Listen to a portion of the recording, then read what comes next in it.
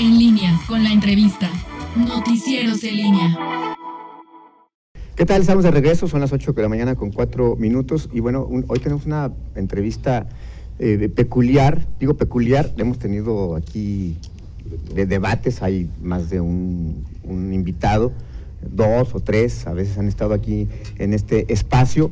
Hoy tenemos a 2, pero hay que decirlo, nosotros invitamos a los diputados, a los coordinadores de las bancadas del Congreso local en la actual legislatura, y en esta ocasión, pues a petición de los señores Jorge Espadas Galván, coordinador de la bancada del PAN en el Congreso local y presidente de la Junta de Gobierno, y Sergio Contreras, están aquí juntos, el coordinador del PAN y el coordinador del Verde. Entonces, bueno, pues, doy simplemente es la aclaración, ¿por qué están estos dos personajes aquí? Bueno, pues aquí esa es la explicación. Vienen a debatir, no sé si vengan a debatir, vienen a anunciar un bloque. ¿De qué vienen a hablar? ¿Cuál es la idea? Empezamos por la agenda legislativa. Se presentó la del PAN hace ya unas semanas. Diputado Jorge Espadas, buenos días. ¿Qué trae esta agenda? Y bueno, ¿qué es lo que están visualizando en este arranque y sobre todo ya en la víspera de definir el presupuesto y la ley de ingresos para el 2025? Pues muy buenos días, Miguel, Rita, Sergio, Jenny, un gusto estar aquí con ustedes y compartir con el auditorio. Bueno, sí presentamos una agenda legislativa, la hemos platicado bastante, son muchos temas los que estamos abordando que tienen que ver con un tema que necesitamos, que nos surge en Guanajuato, que es seguridad, que tiene que ver con desarrollo económico, desarrollo social y muchos temas. Pero hoy particularmente quisiera platicarte algo que ustedes ya nos han ayudado también a difundir, que es un proceso en el que estamos inmersos, que aprobamos en la Junta de Gobierno por unanimidad, que es la convocatoria para ocupar la titularidad de los derechos humanos, una convocatoria que se le ha dado una difusión amplia, que ha contado con espacios de tiempo mucho más amplios, y que lo que yo primero quisiera hacer es invitar a las personas que estén interesadas en postularse o invitar a postular a otras personas para que sean los titulares, la persona titular de la Procuraduría de los Derechos Humanos, a que se inscriban. Si no mal recuerdo, el proceso de inscripción es del 2 al 17 de diciembre, ya va corriendo.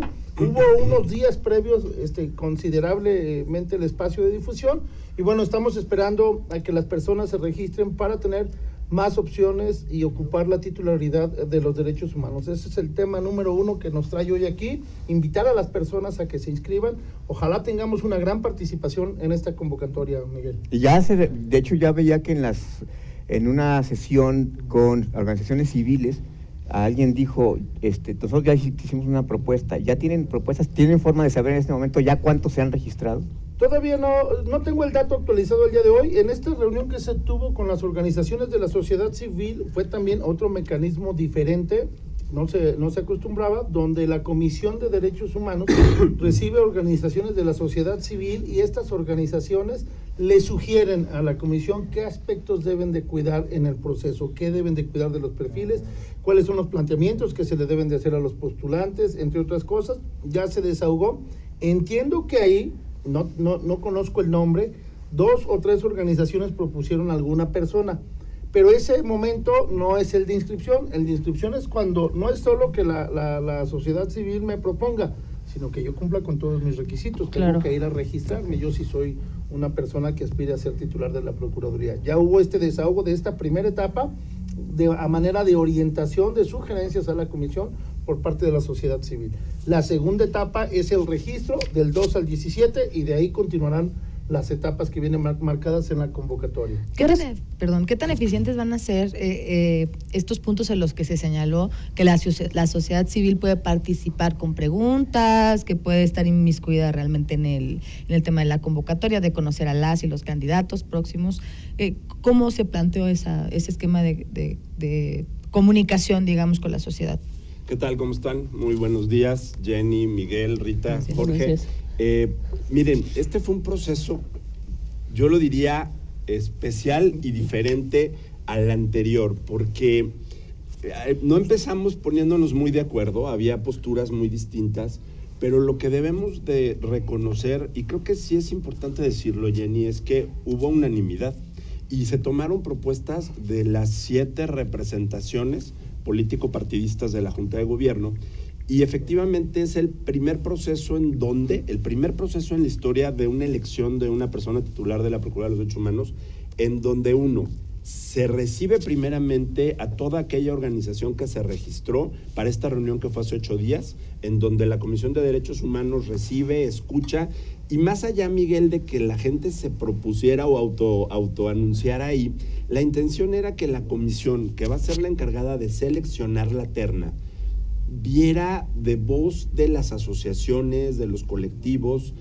cuáles son la visión de la necesidad que estas organizaciones, que son las luchadoras de la sociedad civil de los derechos humanos, visualizarían en la persona que vaya a ser seleccionada por el Congreso, cosa que no se había dado antes.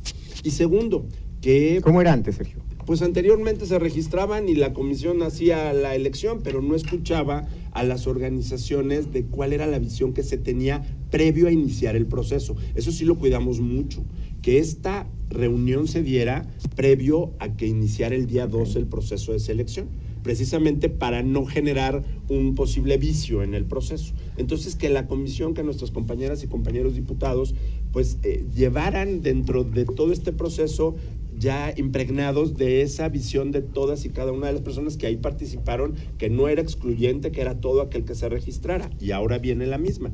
Durante el proceso del 2 al 17, las asociaciones, todos los interesados van a poder, a través del micrositio que se estableció para el proceso de la selección de la persona titular de la Procuraduría de Derechos Humanos, a poder formular una serie de preguntas, situaciones, con una sola restricción. No pueden ir personalizadas, es decir, no puede ir dirigida a una u otra persona, ¿no? Entonces, la idea es que sean preguntas generales y que en su momento, cuando inicie el proceso de entrevistas, que será del 21 de enero al último de enero, pues la comisión, a través del procedimiento que la comisión va a establecer, porque ahí fuimos muy cuidadosos de no mandatar a la Comisión de los Derechos Humanos el procedimiento establecido para que ellos pues determinen cómo van a hacer todo este mecanismo, van a tomar estas preguntas para hacérselas a los que ya quedaron como formalmente aspirantes. ¿Por qué?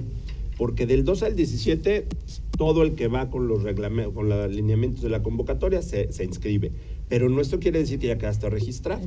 Posteriormente, del 17 de diciembre al 20, creo que al 19 de enero, vendrá por parte de la Comisión de los Derechos Humanos una revisión de quienes cumplen con todos los requisitos establecidos en la convocatoria, quedando un resolutivo el 21 de enero de quiénes serán las personas que van a comenzar el proceso de entrevistas. ¿Y qué es un resolutivo? Adelante. O sea, quienes sí quedaron validados. Okay. Hacer estos ajustes a la convocatoria, al proceso, todos estos filtros, ¿qué les garantiza, qué nos garantiza a los ciudadanos en la elección de el nuevo o la nueva titular de la Procuraduría de los Derechos Humanos, de los Derechos Humanos?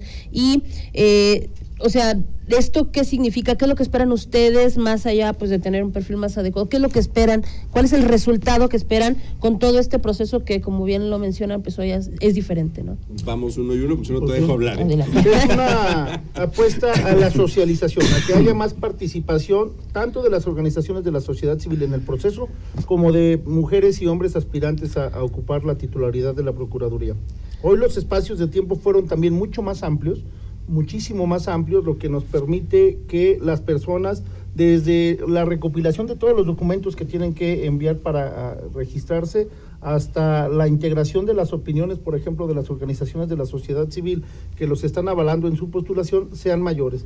¿A qué le estamos apostando? A una mayor participación, a tener más perfiles de mujeres y hombres en Guanajuato que aspiren a ocupar la titularidad de la Procuraduría, para que la comisión, es la encargada del proceso, que es Derechos Humanos, pueda tener un abanico de opciones y tener, entre más personas, habrá mayor posibilidad de definir el mejor perfil en Guanajuato.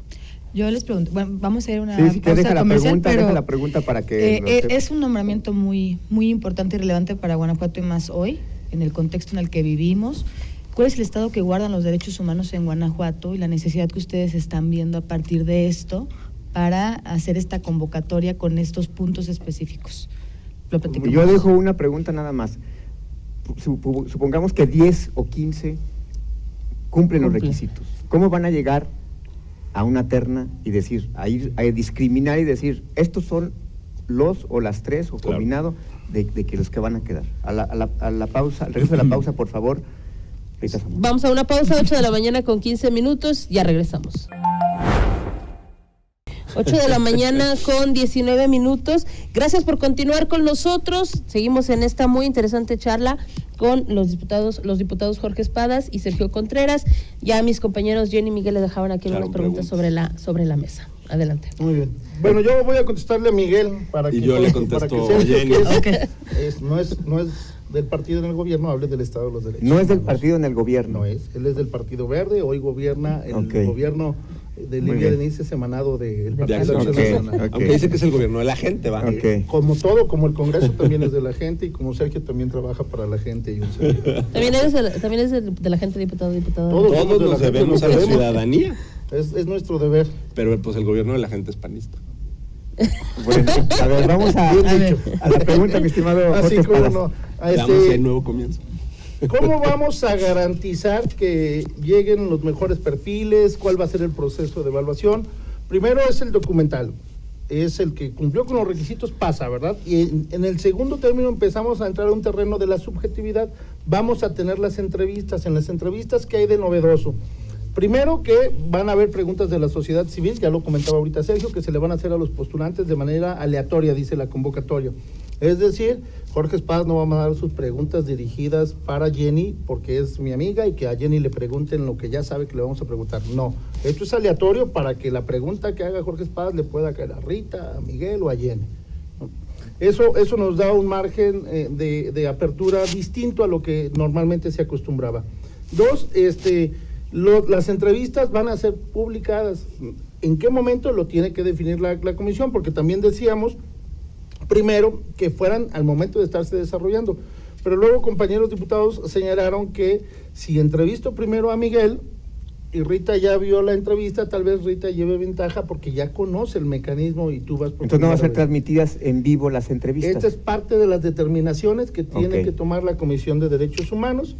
Y tres, en el terreno de la subjetividad de cada persona legisladora que está en la Comisión de Derechos Humanos, ellos tendrán que ir normando su criterio con respecto a la evaluación que hagan de cada una y cada uno de los aspirantes. Por eso, a la hora que estamos aquí en una entrevista, yo puedo decir, a Sergio le fue muy bien y a Jorge le fue muy mal. Ese es mi criterio subjetivo, porque no hay un parámetro objetivo para medir cuántas palabras dijo Sergio, etcétera, etcétera, ¿no? Ese terreno de la subjetividad entra en el criterio humano, y el criterio humano es el que se va a plasmar a través de la comisión. Ok. ¿Y es la pregunta ahí de...? Sí. Vas. No, la pregunta para sí, que claro. Me refería, hoy estamos en un momento muy complicado en Guanajuato en el tema de derechos humanos. O sea, ¿cuál es el diagnóstico que ustedes tienen del Estado que guarda los derechos humanos en Guanajuato para decidir cuál es este perfil, al final, que tiene que encabezar una tarea tan relevante hoy? Mira, sin duda no es de ahorita la problemática de los derechos humanos. Definitivamente con las graves violaciones que se han venido dando y el incremento en la violencia, el tema de las desapariciones, todo hoy en el estado de Guanajuato, Jenny, genera un reto muy grande para quien vaya a ser la próxima persona titular de la Procuraduría de los Derechos Humanos, porque desgraciadamente todavía no se alcanza a entender cuáles son los alcances y hasta dónde llega la atribución de una Procuraduría de los Derechos Humanos, que es un tema que también nos va a obligar al Congreso a hacer una revisión a las facultades para darle más dientes a quien es el titular, pero es a toda la organización. Porque muchas veces llegan a la Procuraduría de los Derechos Humanos muchísimos ciudadanos que van a reclamar violaciones de derechos que no tienen que ver con violaciones de autoridades, que no tienen que ver con violaciones de derechos humanos. Entonces, primero tenemos un gran reto, difundir cuál es la función de la Procuraduría y cuáles son los retos que tiene la Procuraduría para lograr que hoy cada vez más y más guanajuatenses puedan acudir cuando verdaderamente estamos ante una violación de derechos humanos. Hay muchos de los que están ahí como investigadores que te pueden ir diciendo que reciben muchas quejas que en muchas ocasiones no son violaciones de derechos humanos y que es un porcentaje muy alto y que las van remitiendo ante las autoridades correspondientes. Entonces, ¿qué necesitamos? Una gran difusión. Segundo, darle más dientes a la Procuraduría. Que estas recomendaciones... ¿A qué se refiere darle más dientes a la que Procuraduría? las recomendaciones no queden luego como llamados a misa como los exhortos que tenemos en el Congreso. ¿Eso cómo se puede? Pero ¿cómo hacerle si en lo federal no hay una ley que pueda avalar algo así? Inclusive presentar una iniciativa a nivel federal como Congreso. O sea, a ver, el tema de los derechos humanos, siempre está el gran reclamo de que falta por los derechos humanos, de que está limitado, pero tenemos que ver que también partimos de un esquema nacional. Entonces, tenemos que presentar, por supuesto, también como Congreso estamos facultados a presentar iniciativas nacionales para poderle dar más dientes al tema de la Procuraduría. Hoy sigue siendo un defensor del pueblo acotado. No puede llegar a determinar destituciones. Lo hemos visto con las comparecencias, por ejemplo, en el Congreso, cuando va el titular, la persona titular de la Procuraduría de los Derechos Humanos, que se presenta clara una evidencia de una violación y que desgraciadamente en ocasiones los alcaldes ni siquiera, en casos que se han dado y que hemos visto, luego ni siquiera acuden. ¿Por qué? Porque la figura de la Procuraduría está muy acotada. Pero también tiene un origen, esto de Sergio, Jorge Espadas, en la definición del ombudsperson, y que luego es que no tiene que ser un perfil partidista, y que si no le pueden quitar los derechos a alguien, que es correcto. El tema es que los ombudsperson a nivel nacional y a nivel estatal, el gran problema, creo yo, es que están ligados al poder político, es decir, y tengo que citar, digo, generalmente es fulanito de tal, y pareciera que es un refugio en su momento, fue polémico el nombramiento de Vicente Esqueda, que creo que cubría el perfil y creo que lo hizo bien, pero el tema es, si es alguien que ya estuvo en el partido, o sea, ¿cómo van a cuidar esa parte? Y creo que ese es el problema de... ¿Es pecado ser militante? No, no es pecado ser militante. No, pero sí cercano, a alguien. Miguel, ya voy. Okay. ¿Dónde está Vicente Esqueda hoy, por ejemplo? Vicente Esqueda ahorita debe estar seguramente rumbo a Silao. Ok. Seguramente. Sí, pero es magistrado del tribunal. Sí, pero ahorita está en camino. Ok. ¿Es pecado ser militante de un partido? Hay quien cree que sí. Yo no lo creo así. Pero más allá de lo que yo creo, la ley es bien clarita. Ningún dirigente de partido puede participar. Ninguno. Hay militantes del PAN que no conocemos, y pudiera ser una persona sumamente capaz, o un militante del Verde o un militante de Morena. ¿Por eso ya lo debemos descalificar? No sé. Hoy la ley nos dice que no, pero déjame decirte que ahí sí la postura del grupo parlamentario del PAN es no buscar un militante, aunque se puede. Yo no voy a criminalizar o a satanizar a los militantes de los partidos políticos, jamás. Son personas, tienen derechos, de esos derechos que se llaman derechos humanos. Entonces yo no les voy a quitar sus derechos humanos nomás porque militan en un partido, pues valiente cosa. Pero, ¿tienen derecho de participar? Sí. Hoy creo que necesitamos una persona, hombre, mujer. Creo yo que en la confección de la convocatoria establecimos rutas que nos permitan perfilar tal vez a una mujer, y no estamos buscando una persona militante, y yo creo que no lo estamos buscando ninguno de los partidos políticos que estamos representados en el Congreso. Ninguno de los 7 ha manifestado, o lo va a manifestar, o se ve que estén buscando un militante. Pero si resulta que un militante del PRD es una lumbrera en materia de derechos humanos y es una mujer capaz, ¿lo van a apoyar? ¿Yo por qué no lo voy a apoyar? Puede ser el mejor perfil, la sociedad lo ve como el mejor perfil. Milita en el PRD. No, pues ya no.